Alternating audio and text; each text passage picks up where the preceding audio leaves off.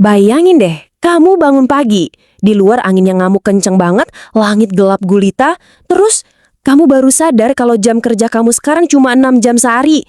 Gara-gara setahun itu sekarang isinya lebih dari 1000 hari. Wah, kedengarannya kayak fiksi ilmiah yang absurd banget ya. Atau malah jadwal kerja idaman nih buat sebagian orang. Tapi beneran, ini tuh realitas kacau yang bakal kejadian kalau bumi kita tiba-tiba kehilangan satelit alaminya. Halo semuanya, selamat datang di Explainer kita kali ini. Nah, untungnya sih bulan gak bakal kemana-mana ya dalam waktu dekat. Tapi gini, hubungan kita sama luar angkasa itu ternyata penuh banget sama realitas ekstrim dan fakta-fakta gila yang dampaknya ya bisa langsung kita rasain di sini. Oke, hari ini kita bakal ngebahas 4 hal seru. Pertama, bumi tanpa kehadiran bulan. Kedua, kisah tersembunyi dari misi Apollo 11. Ketiga, masa depan pertanian antariksa. Dan keempat, gimana sih kita ngukur waktu di planet lain? Sip, langsung aja masuk ke bagian pertama. Bumi tanpa kehadiran bulan. Kita bakal lihat kenapa bumi yang kita tempatin ini tuh secara absolut bener-bener bergantung nyawanya sama kehadiran dan tarikan gravitasi bulan. Coba deh kita bandingin. Bumi yang ada bulannya ngasih kita stabilitas luar biasa. Rotasi 24 jam sehari, siklus pasang surutnya normal, tarikan gravitasi bulan tuh nahan kemiringan bumi di sudut 23,5 derajat, makanya kita bisa punya musim dan cuaca yang teratur. Tapi, coba bayangin tanpa bulan. Wah, kacau balau. Rotasi bumi nggak bakal ngerem kayak sekarang. Hari kita bakal menyusut gila-gilaan jadi cuma 6-12 jam aja. Artinya, 1 tahun bakal ngebengkak jadi lebih dari 1000 hari. Pasang surut air laut juga bakal anjlok drastis, nyisa sepertiganya doang, karena cuma ngandelin gravitasi matahari. Dan ujung-ujungnya, cuaca ekstrim bakal nyiptain badai yang jauh lebih dahsyat. Nah, dampak biologisnya nggak kalah ngeri. Kalau bulan beneran hilang, kita kayak masuk ke zaman devolusi. Tanpa cahaya bulan, malam tuh bakal bener-bener gelap pekat. Kita cuma bisa ngandelin cahaya Venus yang, ya ampun, kekuatannya cuma 1/1000 dari cahaya bulan. Hewan nokturnal bakal mati kutu nggak bisa berburu. Hewan yang migrasi bakal nyasar nggak karuan. Evolusi bakal maksa spesies buat beradaptasi dengan cara yang ekstrim banget. Seiring berjalannya waktu, mungkin kita bakal ngelihat mencit pemakan tumbuhan berevolusi segede kerbau. Atau yang lebih serem, tikus predator segede harimau yang punya kemampuan ekolokasi kayak kelelawar, cuma buat berburu di gelapnya malam tanpa bulan. Serem ya?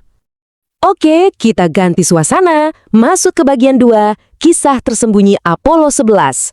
Kita move on dari masa depan hipotetis yang serem tadi ke sejarah nyata soal langkah pertama manusia buat naklukin kondisi ekstrim luar angkasa.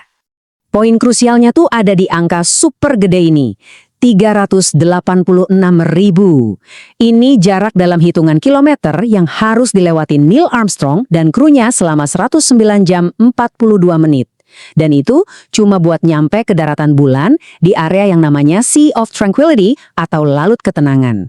Benar-benar sebuah perjalanan epik yang ngedobrak batas kemampuan umat manusia zaman itu. Pas nyampe sana, mereka ninggalin plakat dengan pesan ini. Kami datang dengan damai untuk seluruh umat manusia. Ini ngasih bobot emosional dan sejarah yang dalam banget buat misinya. Tapi, di balik pesan damai itu, para astronot ini harus mati-matian bertahan hidup di lingkungan yang super gak bersahabat. Bayangin, mereka ngadepin perubahan suhu yang brutal banget. Dari panas terik 127 derajat Celcius di siang hari, tiba-tiba terjun bebas jadi minus 173 derajat Celcius pas malam. Tapi, tahu nggak sih, sejarah tuh selalu punya detail-detail kecil yang bikin kita ngerasa lebih dekat. Kayak yang satu ini. Pernah kepikiran nggak, bulan tuh baunya kayak apa?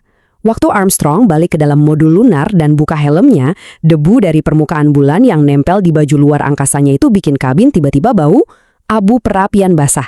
Atau kayak aroma tajam udara abis pesta kembang api gitu.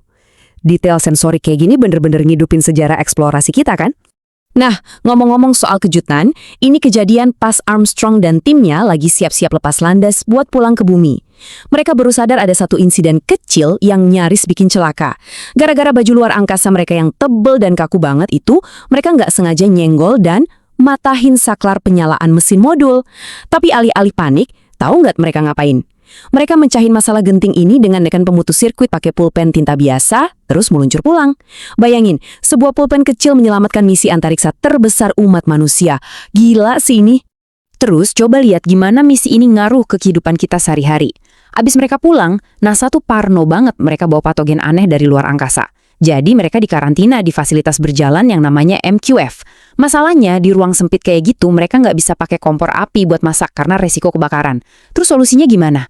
Nah, kebutuhan karantina inilah yang maksa NASA muter otak nyempurnain teknologi pemanasan tanpa api terbuka, yang ujung-ujungnya ngelahirin oven microwave.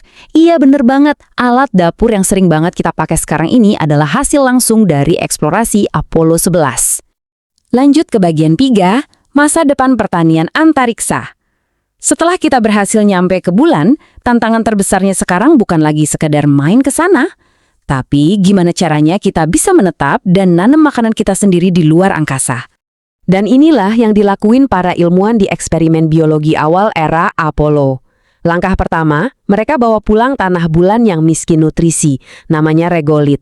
Langkah kedua, karena tanahnya keras banget, mereka campur pakai abu vulkanis. Terus mereka tanam benih. Hasilnya mengejutkan banget. Cuma dalam 2 hari, tunas hijau kecil mulai muncul. Tapi sayangnya, pas hari ke-6, pertumbuhannya mandek. Ternyata, tanah bulan itu nyiptain kondisi stres yang luar biasa keras buat tanaman. Jadi ya, bikin salad seger di luar angkasa itu jauh lebih ribet dari kelihatannya. Tapi, kegagalan kecil itu malah jadi batu loncatan buat masa depan kita. Penelitian ini terus berkembang sampai ke rencana ambisius misi Artemis, di mana SpaceX sama NASA ngerancang kubah pemanas raksasa buat nyiptain lingkungan yang bisa nopang kehidupan. Gak cuma di bulan, tapi juga di Mars. Menariknya lagi nih, usaha mati-matian buat bercocok tanam di lingkungan alien ini secara langsung merevolusi cara kita bertani di bumi. Sekarang, kita ngelihat maraknya pertanian vertikal di dalam ruangan. Gak butuh tanah, cuma pakai air bernutrisi sama lampu LED. Teknik yang berakar dari studi antariksa ini sekarang bisa ngasilin panen 10 kali lipat lebih banyak tanpa peduli cuaca bumi yang lagi nggak karuan. Keren banget kan? Oke, sampai kita di bagian 4, mengukur waktu planet lain. Coba deh, bayangin kamu lagi ada di dalam kubah Mars tadi, atau pergi lebih jauh lagi ke planet lain. Di sana, cara kita ngukur dan mahamin waktu tuh bener-bener ancur berantakan. Fakta-fakta ini beneran bisa bikin otak kita muter. Coba perhatiin datanya. Di Venus, hari itu berputar pelan banget. 1 hari di sana aja setara sama 243 hari di bumi. Tapi, orbit dia ngelilingin matahari justru lebih cepat. Artinya, 1 tahun di Venus cuma 225 hari bumi. Jadi di Venus itu, 1 hari umurnya lebih panjang daripada 1 tahun penuhnya. Aneh banget kan? Terus pindah ke Mars, durasi harinya mirip-mirip lah sama kita. Tapi butuh hampir 2 kali lipat hari bumi buat nyelesain 1 tahun. Nah, kalau di Jupiter beda lagi. Planet ini muternya gila-gilaan cepetnya. Sehari di sana nggak nyampe 10 jam. Tapi buat ngerayain tahun baru, kamu harus nunggu selama 12 tahun bumi. Kalau itu belum cukup ekstrim, coba kita lihat angka ini. 29. Ini adalah lamanya 1 tahun di Saturnus dalam skala tahun bumi. Misal nih ya, suatu hari nanti, umat manusia berhasil bikin stasiun penelitian balon helium yang ngambang di atmosfer Saturnus. Konsep umur kita bakal berubah 180 derajat. Anak-anak yang lahir di sana cuma bakal berusia sebagian kecil dari 1 tahun. Sementara orang tua yang udah sepuh banget mungkin baru ngerayain 2 atau 3 kali ulang tahun Saturnus umur hidupnya. Di sana, mereka praktis harus ngitung umur dan ngerayain ulang tahun pakai hitungan hari, bukan tahun lagi. Dengan semua distorsi dan anehnya waktu di luar angkasa ini, kita tiba di satu dilema nyata yang lagi dihadapi umat manusia sekarang. Dengan puluhan misi dan stasiun pangkalan yang bakal dibangun di bulan dalam dekade ini, Badan Antariksa Eropa ngajuin satu pertanyaan mendasar. Haruskah bulan punya zona waktunya sendiri? Gimana jadinya kalau pesawat antariksa nggak sinkron gara-gara setiap negara pakai waktu bumi mereka sendiri-sendiri di sana? Ini tuh bukan fiksi ilmiah lagi. Ini masalah logistik beneran yang harus segera dipecahin. Ketika kita naruh lebih banyak jejak di kosmos, pertanyaannya, apakah kita siap buat meredefinisi ulang cara kita mandang waktu, hari, dan hidup itu sendiri? Sesuatu yang pastinya menarik banget ya buat direnungin. Oke deh, sampai jumpa di Expander kita selanjutnya.